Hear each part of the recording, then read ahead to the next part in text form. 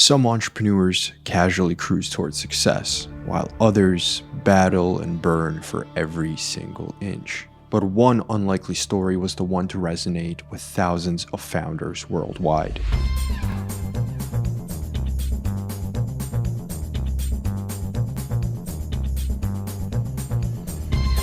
No, not actual bears. But one unlikely story was the one to resonate with thousands of founders worldwide. Oh, you're gonna fucking scam me? Maybe I fucking will. Yeah. Darnera! Shut the fuck up! Yo, should I break this up? Yes! 6 months is too long. We need to open this shit ASAP. Heard.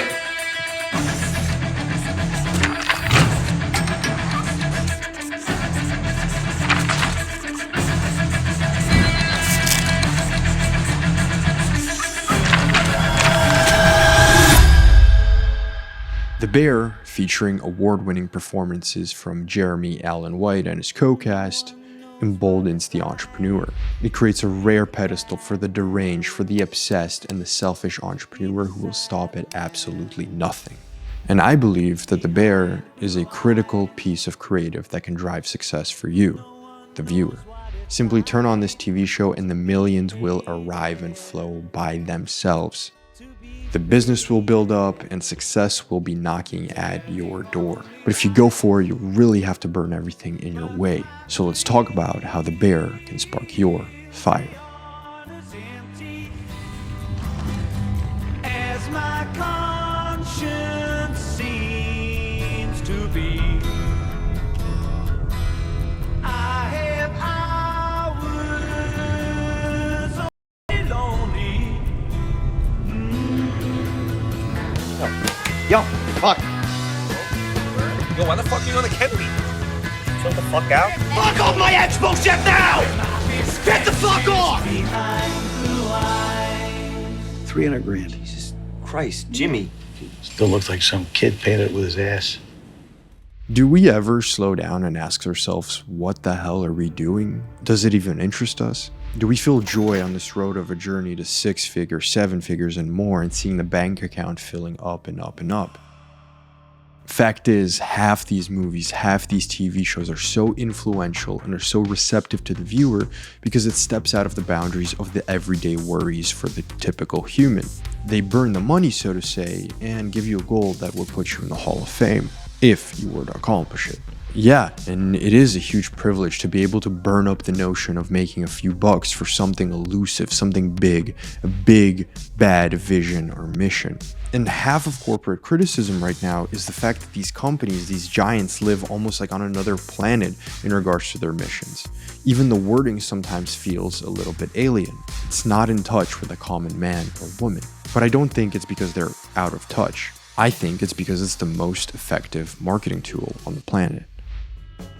It's Hollywood, it's every great book ever, it's myth and it's legend. It's about painting more than just a story of rags to riches. Some folks are born made to wave the flag, ooh, they're red, white, and blue. And when the band plays Hail to the Chief, ooh, they want the Lamborghini GT. It ain't me. No pun intended, but the big tasty goal within The Bear is more than just making a profitable restaurant. Without much spoilers, it makes money a perpetual issue rather than a singular focus.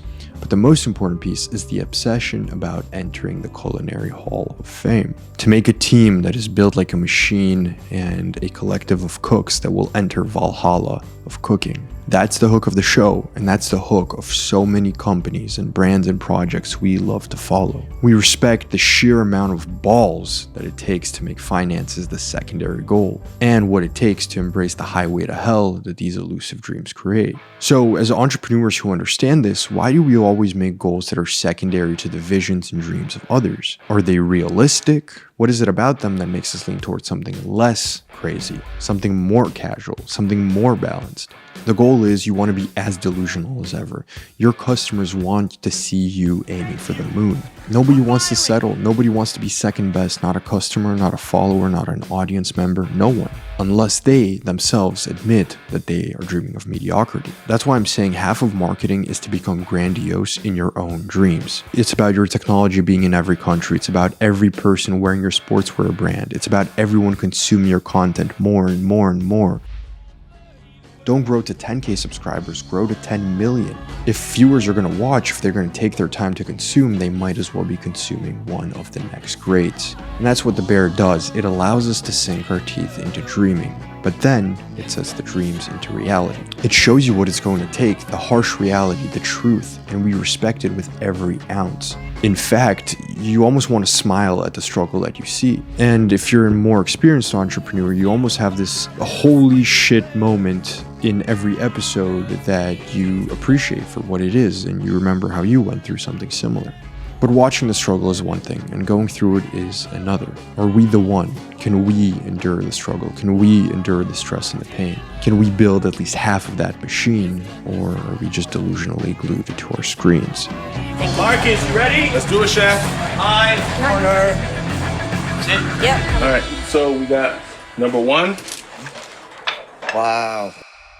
The only team that can really give you the answer if you are delusional or coincidentally not are the people that are deluded enough to follow you to the moon.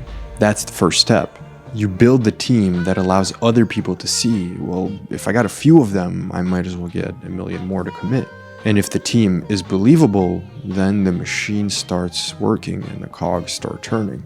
You're one step closer to eternal greatness. Not so coincidentally, every single brand we've covered on this channel has a little bit of that grandness, a little bit of that delusion to commit to something bigger. And personally speaking, I think the pinnacle of commitment to a goal comes in the following 2 industries: sportswear and supplements. And I just cannot imagine how hard it is to compete versus designers, editors, salespeople, management, who are just all going towards the same thing, training for marathons, lifting in the gym together, staying healthy, working more and more hours, working on bigger and bigger projects. It's like competing versus robots. And the craziest part is that back-end team is sometimes competing for the same goals as the creative athletes that are signed to the big contracts at those companies, which is wild. And yes, I'm talking about the BPNs. BPN is not just a supplement company anymore, it's a goddamn production studio, it's a movie studio. They release what seems like cinematic A-tier level documentaries every single week. And then we have 247, made by Represent and George Heaton. Not only do I see their athletes dominating my Reels feed, but they're seemingly also at every competition in every single sport, whether it be marathons, high rocks, or whatever else. And then on top of that, I see the fact that they're employees, again, employees on the back end that are always in the gym, always grinding, always trying to be better. That's simply 2 of the hundreds of different projects that I can name right now that have taken the goal above following, above money, and to something more, to something like obsession. It's a true Spartan-like commitment to mission and vision, just in the modern era. But what does a real bad psycho group of entrepreneurs have that Instagram wannabes want to look like? There's a team, talented and crazy. Others are talented and scared. More are clueless and ambitious. You always have someone cocky and supportive, backed by someone who's a dreamer and dedicated, and all wrapped up by someone who's taking the sacrifice. If you and your founding team are just obsessed about the same exact goal, but do not have any distinctions or any differences in behavior, there simply is not enough ingredients to mix and fuel you on that rocket to get you to the moon. And that's where the bear gets so many fans. Either you fall in love with the characters because they're a direct representation of you or someone you know or someone from your team, or you recognize the craziness that is brewing and that this mix will lead them to greatness because it's so different, it's so opposite. And the other issue is nowadays, many brands, many creators show too little of their team for an audience to recognize that there's real potential to have a great company. Too many self-focused founders with no one in their cast. But luckily on this channel, we've covered enough examples on how to avoid egoism like it's the plague. Now that we've diagnosed what so much of the mainstream would call a sickness, rather a collective obsession, we can proceed to finding the team. It often takes a bunch of calculated risks, again and again, to find someone who's talented but also scared, and to convince them to take that leap. To seek someone who has no idea what is going on, but they're willing to learn, and you take the chance on them. Bashing heads with someone already confident enough, but must take a step back for the sake of the mission, to turn a dreamer into a doer. And last, but certainly not least, to find someone who will put it all on the line with you. Because they know in their core, there is no one better to put a bet on. So, now that the world is convinced of your wild goals, and you even got a few people to commit everything they have to achieving that, how do you get crazy enough to start the takeover?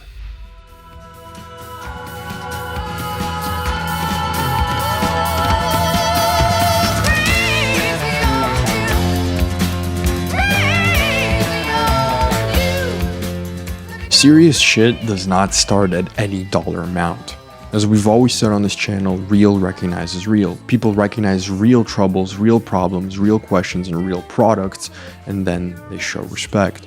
Nowadays, we see so many recent graduates or so many digital entrepreneurs who are just dreaming and speaking about the first Lambo, the first penthouse apartment in Miami, without even feeling the first greatness of a real paycheck. So this is where real empathetic founders win. They recognize the everyday wins and they make their big and crazy overhead goal bite-sized. They make it snackable. They show why the first 10,000 subscribers will mean just as much as the first $1 million. The strongest marketer does not downplay or bash any sort of dreams. And if you're here, I'm sure you've seen so many pieces of content with something along the lines of opening my first coffee shop, or building my first startup, or launching my clothing brand. These are the videos that are getting millions of views, tons of comments supporting all over the globe, all over the world. And the further we go, the further we are pushed away from the stories of the billionaires and closer to the crazy ordinary, or the ordinary crazies. I'm not sure what to call it. And it's because once we've seen a piece of ourselves within the dreamer, we recognize that we want to follow their journey from zero to hero, or maybe to ruin. And that's where the bear just pulls a masterclass. It pulls the viewer in so much, episode after episode. Whether we are just trying to find a job or already successfully maneuvering the world of entrepreneurship, the characters make us really feel something in their little screwed up worlds. Because those are the exact situations that the TV show does not avoid. It doesn't simply focus on the business being built, it's the dynamics of the struggle of each character and each individual, which is truly how a company is built. This is where the new generation of founders, creators, entrepreneurs, whatever, might want to take note. To understand that it's not just about how to earn 6 figures or 7 figures. As the customer, as the viewer, as the audience, we want to dedicate our time to the founder or the brand that really embodies and understands the struggles of training for a first marathon, or launching the first clothing drop, or the health issues we might be running into. If the brand or the creator just seems all above that, then we don't really have a connection to build. And that's where again and again we must yield to the importance of brand content, but not just brand. We're talking personal brand. It must not be personal in the fact of who it is about. It just must feel personal to you, specifically you and the person watching it. And right here for this part specifically, I want to read what I wrote as a note to myself. As I write this, scripting many days before I shoot this, I realize that this is the thesis for the video. Personal brand content isn't defined as something about one singular individual. It defines an elevated story, a story that tells of small journeys that personally connect to each viewer, customer, or hater. If you connect each individual personally through a real, screwed up and sideways team and a dream big enough to seem unlikely, you'll win attention, and in result, you'll win the customer. All right. As I sit here, I am myself in the deep darkness of reconfiguring my next goal and building a cast so crazy to go after the crazy. For those that know me well know the importance of goals in my life. For those that don't, you'd know me if I don't have a task or a goal or a habit to be achieving, I quickly spiral out of control to other bad habits. Over the past few years, I've seemingly knocked out what most would call great achievements, from business milestones to athletic feats, but the feeling of grayness, it prevailed. And at the same time, I've been the chaser before, always being obsessive about the goals, like the main character of The Bear, Carmi. I've chased down those goals at the expense of relationships, friendships, connections, partners, and businesses. So here I am, searching for a middle ground that does not seem to exist. So I'll pick to burn the ships and go after it again. As I've said in a previous video, the greatest product out there today is inspiration. In fact, for many companies, it's their only product. It's the only separation they have versus another competitor. So as a team, we shall set out sail to build a killer catalog of content that inspires the next generation. But it won't just be my own content. I'm now starting to work with entrepreneurs and storytellers and creators from all over the world to be able to tell their stories with one main goal: to inspire as the product. All these brands that we've covered so far in this talking head mini documentary style, they deserve more spotlight. They deserve even more than a mini film. They need the whole Netflix show, the whole story to be told. In the last few months, I've been working on that project specifically to be able to tell those stories. Some of you obviously already waitlisted and just waiting to get in and look at more, and others have never heard of it. But I'll be honest, writing this video and then now filming and recording it, I've realized that the vision is not big enough, and I myself would be a hypocrite to launch something that I don't think is crazy enough. That's why we're going to take a step back and plan the experience like a goddamn restaurant. It starts with the drinks and the appetizers, or in my words, products that are there to start with. But it's safe to say it's far too early to be going for the main course without building the foundation.